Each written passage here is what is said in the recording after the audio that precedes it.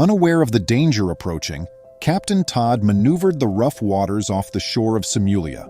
The silence was broken abruptly by the distinct thud of grappling hooks striking the ship's side.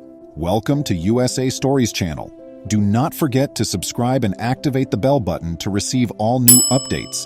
Now let's go to the story. Armed and eager to loot, pirates hurried onto the ship. They had no idea that Captain Todd had an unexpected trick up his sleeve. When the pirates discovered the cargo they were seeking wasn't what it looked, their confidence started to wane as they continued to advance. Todd had spent a long time dreading this moment. He knew full well that his trade route passed through hazardous areas. Although he had firearms to protect himself, he didn't want this to become a shootout. The guys were drawing closer to the edge of his container ship, and time was running out. Todd needed to make a choice immediately. He had a sudden boost in self-assurance. He snatched up the microphone and sent a message via the ship's intercom. He insisted that all crew members report to the below-deck cafeteria. He also told them there were going to be pirates on board. He then abruptly stopped sailing and switched off the ship. Just as Todd had desired, it was now at the mercy of the water. The pirates boarded the container ship while the rest of the crew obeyed Captain Todd's orders and went to the cafeteria. There were 5 of them, plain, tattered-looking, with AK-47s in their hands. Although they didn't appear to be highly coordinated, it was obvious they had done this previously based on how they had gotten to the boat without being seen. The pirates, commanded by the self-styled Captain Jack, devised a strategy without delay. Their goal was to try to load this ship with the most precious commodities, small products that they could transfer and turn a profit on. In order to cover more territory while searching for crew members, the pirates made the decision to divide into pairs of 2 and 3. The pirates thought they had a good strategy, but they were unaware that Captain Todd had been observing them since they boarded the ship. Now that everything was set up, he could deal with the team of 2 first and then concentrate on the other 3 pirates. 2 of Todd's second-in-command had radioed him to lock down the rest of the team in the cafeteria and meet him in the control room. These pirates were about to take a serious hit. The boys hurriedly left the room to set up their trap. As the 2 pirates walked around the ship's deck, their level of anxiety was rising minute by minute. Nor could they comprehend why Captain Jack had ordered them to travel in unison. Both of them were new to this line of work and had never been on a ship anything close to this size before. In the ship's control room, Captain Todd and his second-in-command, the seasoned sailor Harris, swiftly sketched out a plan. Their eyes wandered over the ship's blueprint that was spread out on the table. Todd decided to take advantage of the intricate architecture of the ship and set up a trap in the cargo hold, where subtly magnified clattering noises would lure the unsuspecting. With their AK-47s securely gripped, the 2 anxious pirates, Ahmad and Yusef, scuttled outside, thinking the noise was the sound of crew members hiding. Their eyes widened in shock as they peered inside the package and saw the brand new sparkling iPhones there, a sharp contrast to the crude weapons they were holding. For a minute, the dazzling devices that promised a riches beyond their wildest expectations distracted them from their original objective, allowing greed to temporarily overcome prudence. Hearts racing, Todd and his group peered through a small opening to see the pirates hidden from view. Ahmad and Yusef found that the allure of the cell phones was too much. People started putting the gadgets in their pockets while nearly delirious, their thoughts muddled by images of riches. The pirates were too busy looting to notice the little changes occurring all around them. They were so engrossed in the sparkle of technology that they failed to notice the gentle click of a door closing behind them. Todd gave the all-clear in a quick, quiet gesture. The crate's doors suddenly slammed shut, and the hold echoed with the sound of locking bolts. Captured in the midst of their revelry, they found themselves imprisoned by their own avarice. This was an important first win. Todd called a meeting under the harsh fluorescent lights of the crew mess hall, desperation evident in his voice. He described what they would do next. Todd made his way back to the control room, determined to jam every communication gadget in the box. He was determined to keep Captain Jack in the dark and further away from them by keeping no news of their triumph reaching him. Todd, like a hawk circling its prey, kept his eyes focused on the surveillance cameras aboard the ship as he observed Captain Jack and the rest of his crew. Reassembling his team, Todd's voice was calm but forceful. "Be careful and remain out of sight. This is not over yet." Each member of the team gave a somber nod of agreement before slipping back into their hiding places and getting ready for the next task. Todd rushed for the radio in the quiet control room, speaking steadily and softly as he called the Coast Guard. His statements were succinct and gave a clear image of the danger on board the ship as he described their dreadful predicament with the composure of an experienced skipper. Todd ran through the situation over the static-filled phone call. Although 2 pirates were apprehended, Captain Jack and his armed men posed a greater threat to the ship. Todd realized that the problem was far from over, even though he had asked for assistance. His mind whirled with tactics as he watched the monitors non-stop, ready to strike at any time. Captain Jack, his brow knitted with suspicion, steered his remaining troops more cautiously along the ship's halls. It was concerning that Ahmad and Yusef were not there. Jack sensed something wasn't right because of their unusual stillness on the radio. Todd's brain was working non-stop to piece together a strategy that would eliminate the threat without putting his team in danger. Captain Jack became aggressive in the ship's reverberating hallways as his aggravation reached a boiling point. His voice reverberated across the ship's hallways. With a menacing tone, he said, "Come out or we'll find you." He was aware that his window of opportunity to keep control over the quickly destabilizing scenario was closing. Captain Todd made the snap decision to face Captain Jack by himself. He thought that taking a straight and isolated approach may diffuse the situation and prevent more bloodshed. The group exchanged anxious looks, and their features showed worry upon hearing Todd's idea. Rather of fighting Captain Jack, Todd planned to outwit him by arming himself with non-lethal weapons. A tense, nervous hush fell over the ship as Todd approached Jack's position. As Todd turned the corner, he saw Captain Jack and his troops. He walked into their line of sight, firm in his look and his pace. Todd talked in a cool, collected voice while being held at gunpoint. "I can lead you to the ship's most valuable cargo." His offer, tinged with a little bit of pretend subordination, was meant to buy them some time and bring their guard down. Still, his eyes were wide open, searching for any unexpected movement. Captain Jack's eyes furrowed as avarice and distrust battled within of him. Though his senses alerted him to the possibility of dishonesty, the prospect of big booty was alluring. He thought for a time in tension before nodding and accepting to accompany Todd, but he kept his rifle pointed on Todd, a tacit reminder of his persistent suspicion. Todd took the lead, navigating the ship's labyrinth of compartments. They reached an empty space, an apparently harmless location within the maze of stuff. Todd signaled his covert team in a way that the pirates couldn't see. Todd guided the pirates to a well-selected container that was bursting at the seams with sparkling jewels. The pirates' eyes brightened at the sight of the wealth. Todd observed them intently, waiting until 2 of them, drawn by the temptation, could no longer resist the rush and started frantically packing their bags. Captain Jack was distracted from the pirates' antics by another container that had been identified as holding expensive gadgets. Todd grabbed hold of the moment as he bent over to examine it. He shoved Captain Jack hard enough to send him flying into a hidden hole in the deck, where other crewmen were waiting to throw him to the ground. Todd's crew took immediate action when Captain Jack vanished into the trap. The remaining pirates were caught off surprise and had little chance of surviving against the well-organized group, who swiftly overpowered them. Every motion was deliberate and well-practiced. The team collaborated with one another without any problems. Their coordinated and well-trained motions speak for themselves. After only a few moments, they had the last pirate subdued and his arms safely behind his back. The Coast Guard cutter's silhouette could be seen on the horizon, slicing through the waves as it approached the ship. The crew let out a collective sigh of relief upon seeing the approaching cruiser. Todd led the Coast Guard to the pirates' holding area after they were boarded. The pirates were turned over one by one, Captain Jack among them, who remained stunned by the quick change of events. In sharp contrast to his prior anger and assurance, his face of astonishment and bewilderment was displayed. Todd and his crew were given a comprehensive debriefing by the Coast Guard officials.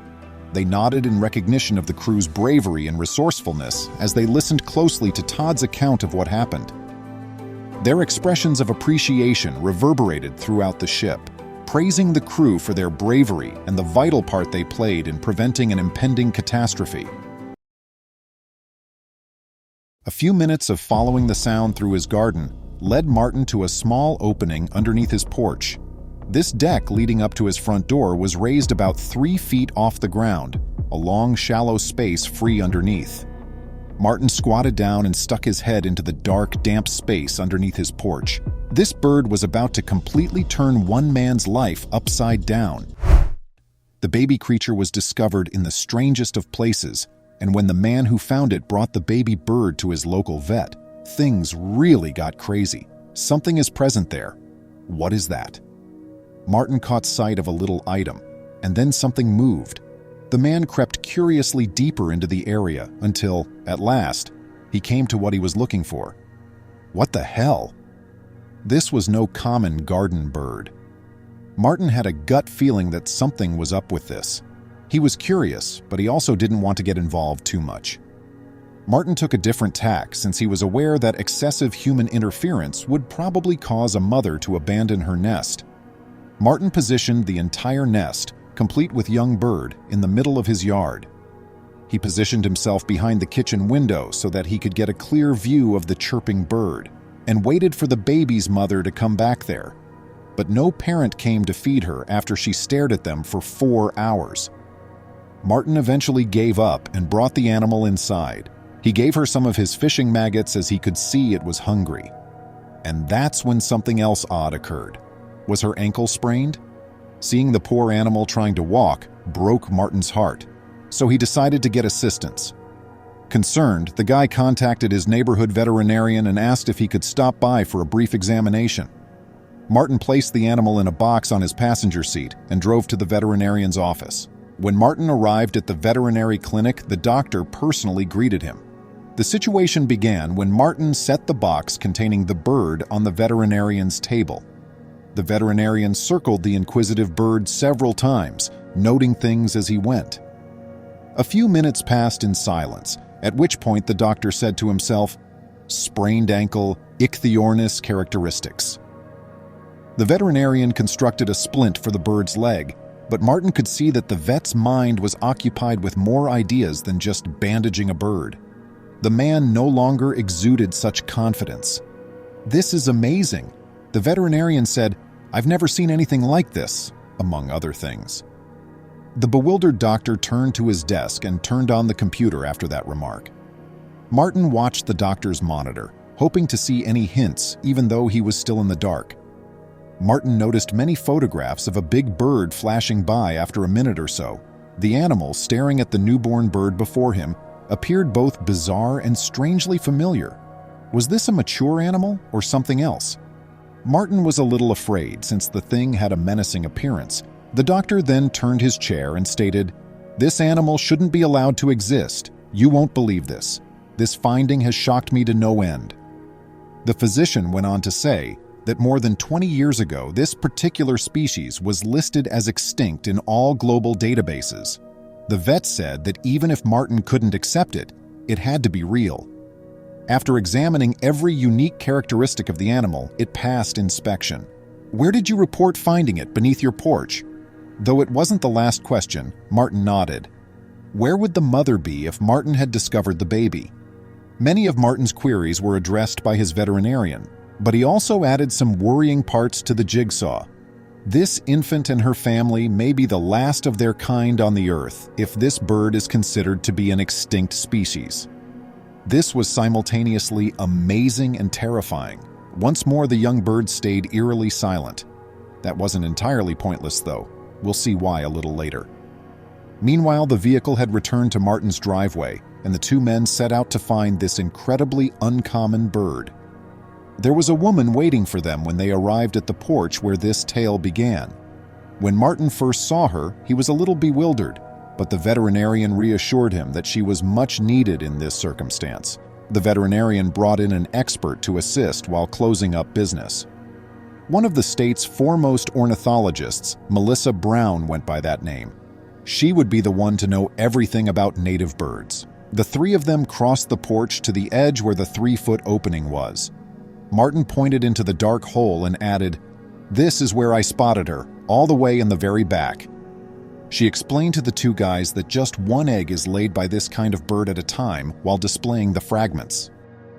20 years ago, it had already become rare, and their extinction was nearly certain due to the small number of eggs that hatched each season.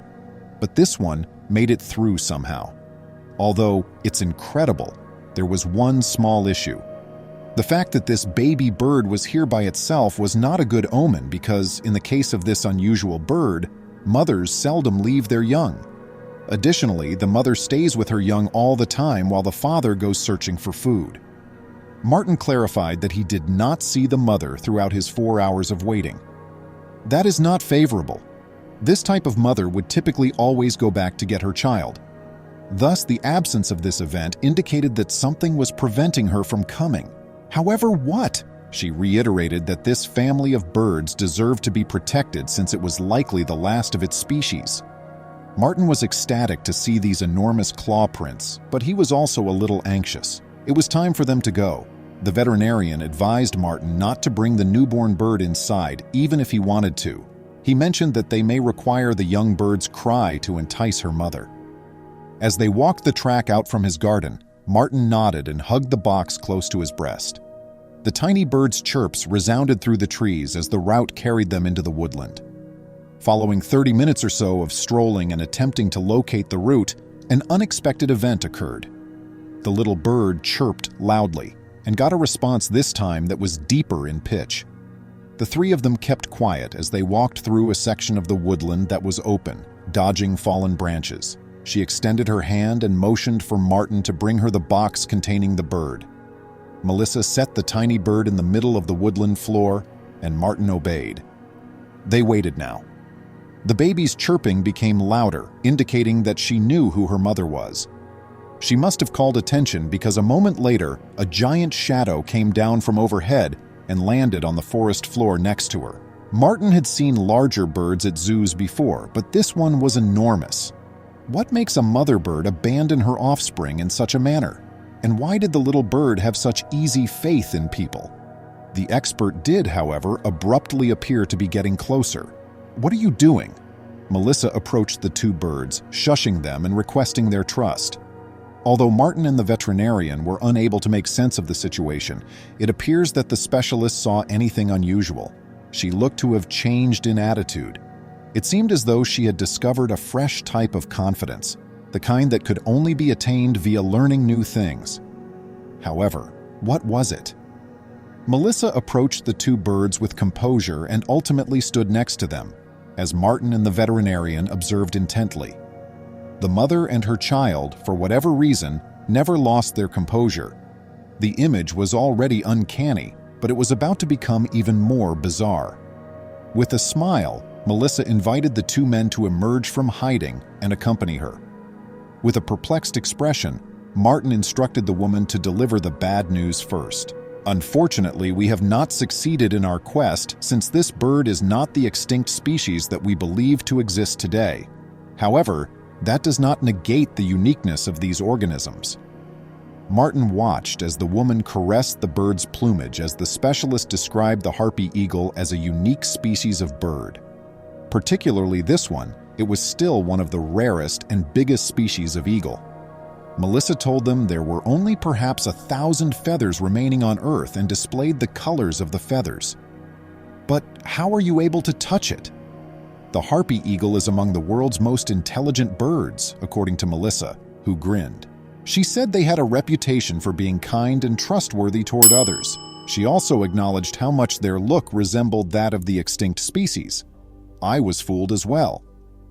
But there was one peculiar thing. It was somewhat surprising to see the harpy eagle here, considering it was not a native to this planet. They are most likely the first of their type to establish themselves in this area.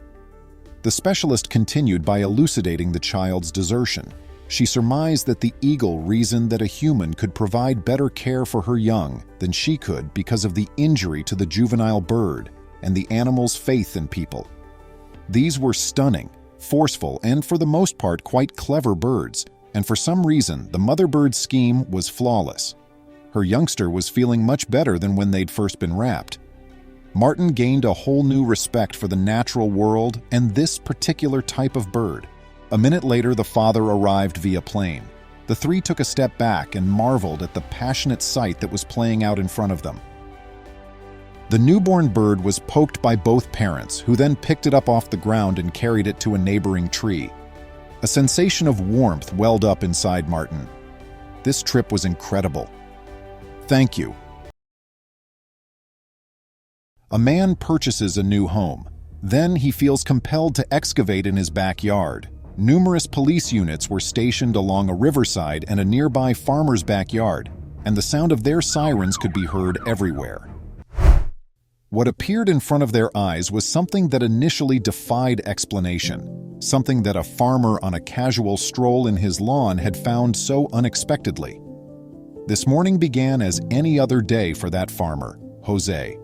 As the sun shone over his new Buenos Aires residence, Jose Antonio Nieves, a farmer, chose to take his dog on a walk in his backyard on Christmas Day. He would have the opportunity to explore the streams and riverbanks on the acres of property that came with the farm. Thus, he unlocked his rear entrance and departed. Jose had no idea that he was going to create history. As he strolled along his dog down the riverbank, Jose abruptly became aware of something odd stuck in the bank by the murky water. It appeared to be an enormous black egg. Jose came to a halt. What was it specifically? A strange feeling of interest crept into him. Something in his gut was prompting him to investigate more. Jose saw that the unusual thing was entirely coated in mud when he drew nearer to it. He made the decision to try to dig it out, and as he dug, the object's actual size gradually became apparent. It was 3 feet broad, too large to be an egg of any sort. So what was it specifically? Jose, wiping perspiration from his brow, had been working on this thing for the better part of 15 minutes. It was sticking to the muddy riverbanks, and he was struggling to get it out. He sighed and turned to face his dog, realizing he was going to need more hands to assist him figure out what this thing was. Calling his spouse for assistance, Jose revealed to her that he had discovered an enormous black egg that appeared to have sprung from a dinosaur. Speechless, his wife laughed back, acknowledging she didn't think he was serious and assumed it was a joke. However, they quickly realized that this was no jest. When Jose's wife arrived at the riverside, she was speechless at what she saw. Anxious to learn more, she helped Jose remove the enigmatic object from the ground while taking care not to harm it. But in spite of everything they had tried, the couple groaned as they looked at one another and realized they needed help. When Jose called 911 to report his find in his backyard, he thought they would take him seriously. However, such incidents are uncommon in a tiny town such as Carlos Vegas Ini. When the police spoke with Jose, they initially assumed he was kidding and that the call was simply another hoax from some bored kids. However, this was no practical joke. The police agreed to come look at the object after Jose convinced them to do so. Hundreds of locals were gathering along the riverside when they arrived. While the locals were taking photos, Jose's dog began to investigate the area, anxious to have a closer look at this strange thing. Jose had no idea that his dog will soon contribute to the inquiry. The inquisitive dog began to bark and growl close to the large, strange item as he sniffed about, wagging his tail. What had the dog Jose had been following found? Jose and the others in the throng were enticed by the Bauer Comedia. They were aware that more action and the involvement of specialists were required. In an attempt to provide some explanation for the peculiar find, the police decided to bring in local archaeologists due to the high level of stress and unanswered concerns. Upon their arrival, the 2 archaeologists concluded that this item was, in fact, a remnant of antiquity. Full of anticipation, they were certain that today would be unforgettable, and boy, were they correct. With assistance from the 2 archaeologists, the item was dug out of the riverbed and the muck was removed. There seemed to be a shimmering green structure on it, resembling scales. They discovered how massive and hefty this weird thing was when they made an attempt to dig further. After a few hours, stumbling about in the viscous, dirty water under the intense sun, at last, the team managed to retrieve the relic. They carefully placed it into the vehicle and drove it back to the lab. They had no idea that they were going to learn some amazing facts. The archaeologists examined the odd shell-like form of the item by subjecting it to a battery of tests in the lab. It took a while, but eventually they declared the 2-ton item to be recognized. However, it was neither a stone nor an object from space. They had an explanation at last. As it turned out, this odd thing was in fact the glyptodont, an ancient beast in the form of a shell or armor. The revelation had the scientists and researchers giddy with anticipation. Finally, a response. Others, however, would not share their enthusiasm, as they soon discovered. Experts voiced their misgivings after learning of the finding and said it had been a premeditated deception. Many experts acknowledged that they were at a loss for rational, tangible explanations, leaving them to wonder how the shell managed to survive in such excellent shape and in an upright position. However, this finding was not a fake. Researchers claim that glyptodonts dominated South America about 10,000 years ago. These creatures had similarities with a Volkswagen Beetle in terms of appearance and weight. Jose, the farmer who found the shell initially, was still unsure, though. Professor of Science Lister refuted the allegations that this find was a fraud, saying that the shell appeared to be a real glyptodont shell. Jose was relieved that it had been properly recognized, but he was still curious as to why and how long it had been in his property. It is believed that glyptodonts first appeared and developed in South America, where they inhabited for tens of millions of years.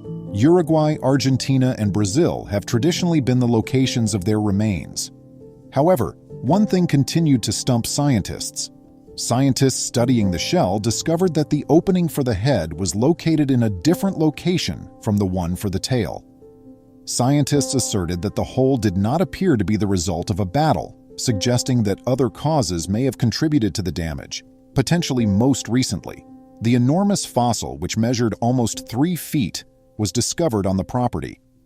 Paleontologists have calculated that the shell, however, belonged to a young glyptodont. When fully grown, the species' maximum height is 11 feet. Even now, Jose finds it hard to believe what he happened across while taking a casual stroll in his garden. When he first saw the shell, he was filled with curiosity and doubt that he will never be able to get rid of. It is going to be a memory that he will always cherish. The idea that these massive, hefty creatures ever roamed the planet is fairly amazing.